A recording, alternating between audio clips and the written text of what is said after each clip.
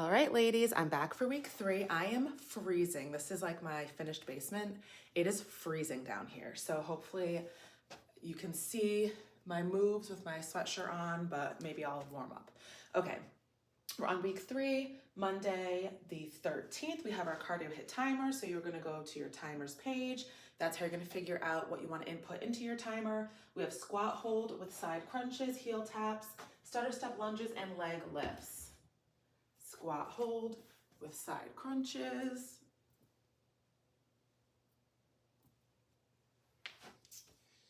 Heel taps.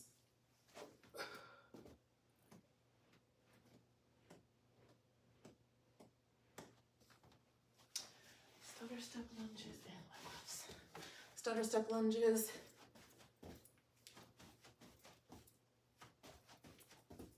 And leg lifts.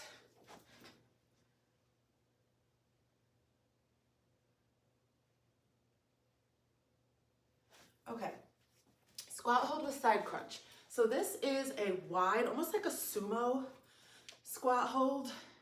So you're gonna be here, and then you don't have to put your hands up here, but I just do, because I kind of think about touching elbow to knee. So I'm gonna dip to one side, return, crunch, return, crunch, return, crunch, return. Very simple, and you're gonna feel the burn in your legs. Heel taps. So this is another side ab exercise. So you're gonna be on your back, your knees are bent. Okay, so what we're doing is we are lifting our shoulders off the ground, and we're going to teeter-totter back and forth.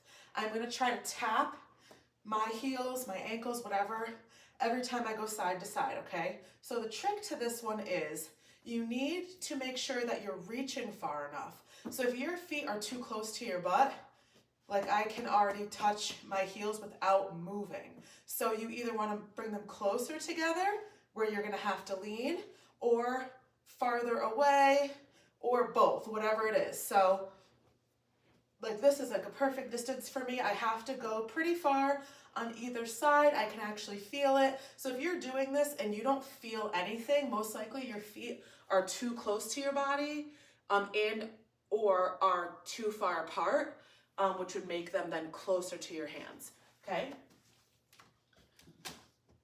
Stutter step lunges. So this is kind of like a variation of a jumping lunge. So we talked about lunges last week. So what this is adding in a stutter step. So a stutter step is a 1-2 step.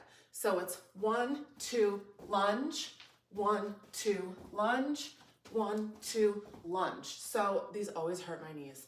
It always makes me have to pop my knee. So naturally, every time you take, so it's technically 3. It's 1, 2, and then your lunge is your third. So because it's an odd number, when you get back up and do that stutter step again, it's gonna automatically change your legs for you, okay, if that makes sense. So here, here, down. So my left knee is up. When I come up and stutter step again, now my right one is. It's automatically gonna switch your legs for you. If you cannot do that because you can't jump or whatever, or you just get too tired within your timer, then you're either just going to hit forward or reverse. Oh, I need to pop my knee. I can't get it. Hopefully after this video I can get it. Either forward or backward, or you can do forward, forward, back, back, forward, forward, back, back. And it doesn't really matter because you're to a timer, so you're not trying to like make sure that you're doing everything equal. So that's up to you. And then leg lifts. So leg lifts is on the ground. You can put your hands under your butt. You don't have to. That's the easier way. Your legs are gonna go here to here. So we did this, we did leg lowers with presses. So this is the same idea for your legs. Okay, so you don't want your heels to touch the ground, but you wanna get as low as you can, and you wanna come up as high as you can, okay? So back and forth, go nice and slow and controlled. So the reason, keep trying, but it's not working. The reason that I put usually my hands under my butt when I do things like this is because your back has an arch, okay? So naturally, everybody's lower back goes in a little bit. So what happens when you do certain ab exercises like this one is that the arch is lifting off of the ground. So like your butt's on the ground, the arch is up, and then your mid to upper back is on the ground. So there's kind of like this spot which sometimes I can try to show it like here. Like, see how I can stick my hand all the way under my back?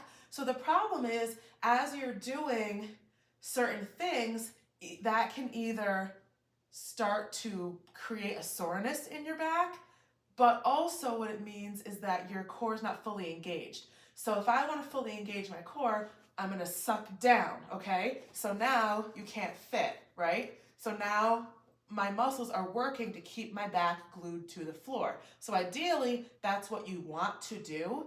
But in reality, some people are not going to be strong enough to keep their back glued to the floor, okay? So if I do a leg lift with my back glued to the floor, I put my hands up to the side, I have to go slower and I can't go as low. It's much harder than if I just have that arch, okay? So if I just have an arch in my back, I can go way down. It's much easier, but if I keep my back glued, it's much more difficult. So that is better if you can do it that way, but it's not realistic that everybody can. So when you have that arch and you put your hands under your butt, it kind of helps even out instead of having like your butt, the arch of your back, and then the rest of your back. It kind of makes it go butt, arch, back. It makes it more like this instead of there being a hump. If that doesn't make sense, then that's fine. But that's why like they make those ab pads that you can stick. They're like a wedge that you can stick under your back. It's kind of for the same idea. So you can try it just if you are interested in trying it with trying to keep your back glued to the ground like I mentioned, and you'll see how much more difficult it is because it's really using your entire core instead of letting your lower back pop up off the ground.